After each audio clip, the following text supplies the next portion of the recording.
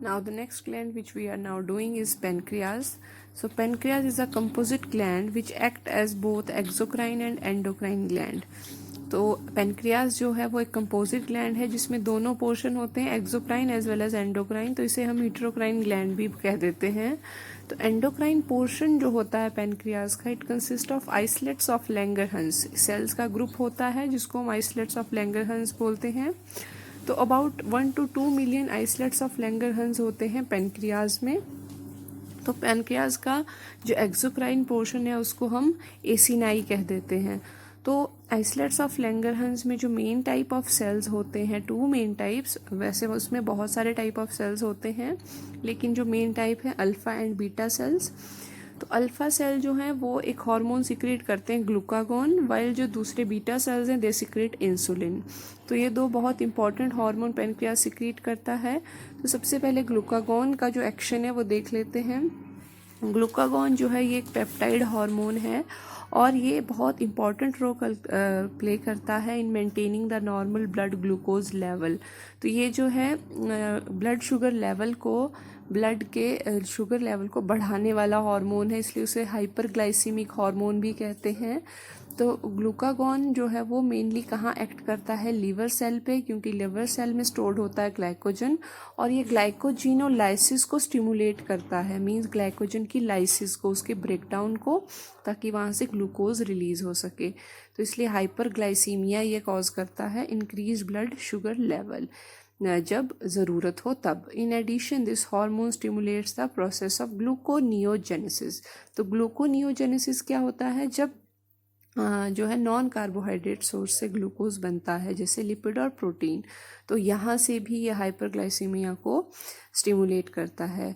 Glucagon reduces the cellular glucose uptake and utilization, thus glucagon is a hyperglycemic hormone, means इसका basically इसका role क्या है, blood के sugar level को बढ़ाना। तो दूसरा जो हार्मोन पेनक्रियाज में है वो है इंसुलिन, बहुत important hormone, is a peptide hormone है ये, which plays a major role in the regulation of glucose homeostasis. तो जो है हमारे पास ग्लूकागॉन का रोल है उससे उल्टा जो है वो इंसुलिन का रोल रहता है। Insulin acts mainly on hepatocyte and adipocytes and enhances cellular glucose Uptake.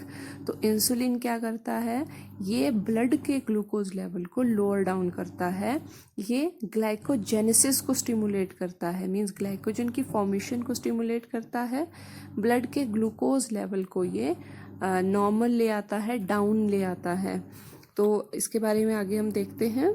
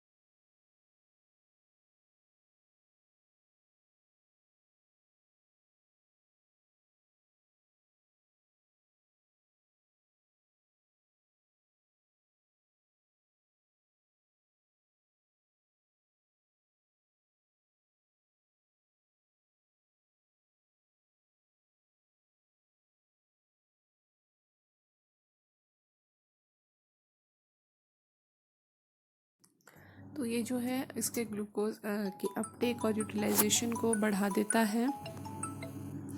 As a result, there is a rapid movement of glucose from blood to hepatocytes and adipocytes resulting in decreased blood glucose levels. तो ये hypoglycaemia करवाता है, तो rapid movement होता है glucose का, कहाँ, from blood to hepatocyte. Hepatocyte means liver cell, जहाँ पर कि ग्लाइकोजन की फॉर्मेशन होगी। तो एज अ रिजल्ट ये क्या कर रहा है, ग्लूकोज के जो ब्लड के ग्लूकोज लेवल को उसको डाउन ला रहा है। तो इसका जो है बिल्कुल उलट रोल है ग्लूकागॉन से। It also stimulates conversion of glucose to glycogen in the target cell. The glucose homeostasis in blood is thus maintained jointly by the two hormones, that is insulin and glucagons. Prolonged hyperglycemia leads to a complex disorder called diabetes mellitus, which is associated with loss of glucose through urine and formation of harmful compound known as ketone bodies. तो आपने सुना भी होगा कि जो diabetic जो patients होते हैं, जो डायबिटीज़ जो डिज़ीज़ है, जब इंसुलिन हार्मोन जो है वो बॉडी में ठीक तरीके से या तो काम नहीं कर पाता या फिर इनसफिशिएंट अमाउंट में प्रोड्यूस होता है, तो ऐसे पर्सन्स का ब्लड ग्लूकोज लेवल जो है वो बहुत ज़्यादा बढ़ जाता है. इतना बढ़ जाता है कि ब्लड का लॉस, ग्लूकोज का लॉस होने लगता है यूरिन के थ्रू, और कुछ हार्मफुल बॉडीज़, कीटोन बॉडीज़ जो हैं वो बॉडी में बनना शुरू हो जाती हैं.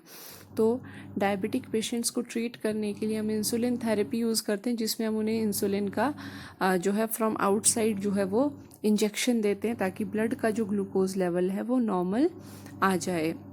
तो डायबिटीज़ भी दो तरह की होती है, एक तो इंसुलिन डिपेंडेंट और दूसरी इंसुलिन इंडिपेंडेंट. तो इंसुलिन डिपेंडेंट में ये होता है कि इंसुलिन जो है वो बॉडी में इनसफिशिएंट अमाउंट में बन रही है, जिस वजह से ग्लूकोज जो है वो ग्लाइकोजन में नहीं कन्वर्ट हो पा रहा. और दूसरा जो इंडिपेंडेंट वाला होता है, उसमें ये होता है कि इंसुलिन तो नॉर्मल लेवल्स में बॉडी में बन रहा है, लेकिन जो सेल्स हैं वो इनसेंसिटिव हो गए हैं इंसुलिन के लिए. उनके जो रिसेप्टर हैं, they are now not able to respond to the increased glucose levels in the blood. तो ये था इंसुलिन के बारे में. नेक्स्ट ग्लैंड जो हमारे पास है वो है टेस्टिस. तो टेस्टिस जो है ये प्रेजेंट होती है स्क्रोटल सैक में इन मेल्स. टेस्टिस जो है वो ड्यूअल फंक्शन प्रोड्यूस करता है. इसको भी हम यूटेरोक्राइन ग्लैंड बोल देते हैं, क्योंकि ये एक सेक्स ऑर्गन भी है, एज वेल एज यहाँ से हार्मोन भी प्रोड्यूस होते हैं. तो टेस्टिस में सेमिनिफेरस ट्यूब्यूल्स होते हैं, और सेमिनिफेरस ट्यूब्यूल्स के बीच में इंटरस्टिशियल टिश्यू होता है, इंटरस्टिशियल सेल्स होते हैं जिनको लेडिक सेल्स भी बोलते हैं. तो ये जो लेडिक सेल्स हैं ये प्रोड्यूस करते हैं हार्मोन को, जिनको हम एंड्रोजन बोलते हैं. और एंड्रोजन में जो सबसे मेन एंड्रोजन हमारे पास है वो है टेस्टोस्टेरोन.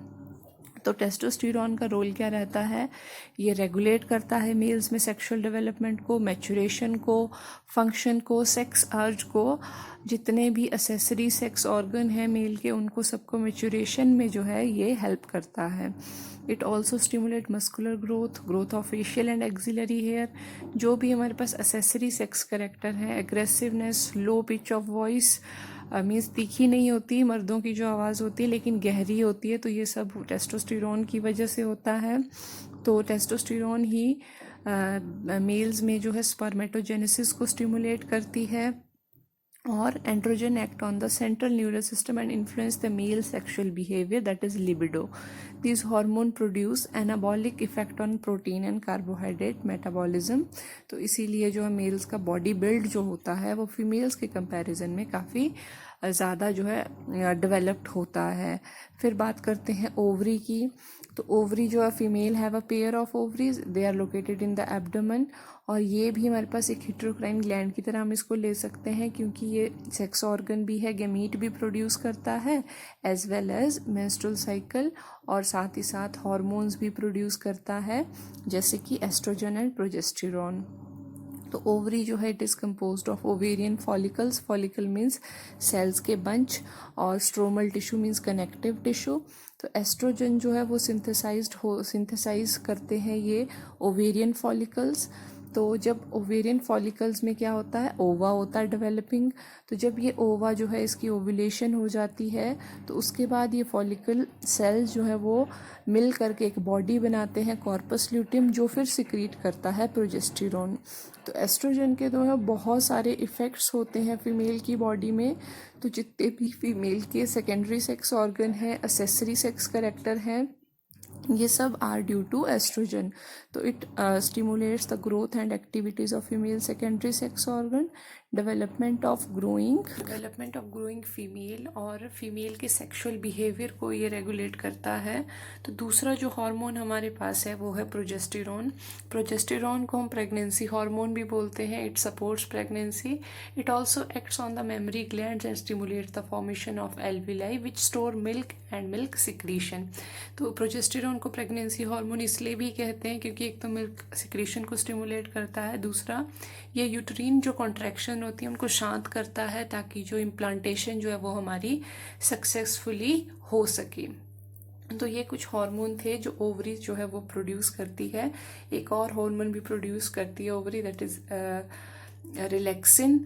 तो ये जो है एंड ऑफ गेस्टेशन पीरियड पे जो है ये रिलीज होता है ये हार्मोन। ये कॉर्पस ल्यूटियम से भी सिक्रीट होता है, थोड़ा सा प्लेसेंटा से भी सिक्रीट होता है। तो ये सारे हार्मोन मिलकर के जो है वो ओवरी के हार्मोन्स की जो है कैटेगरी में आते हैं।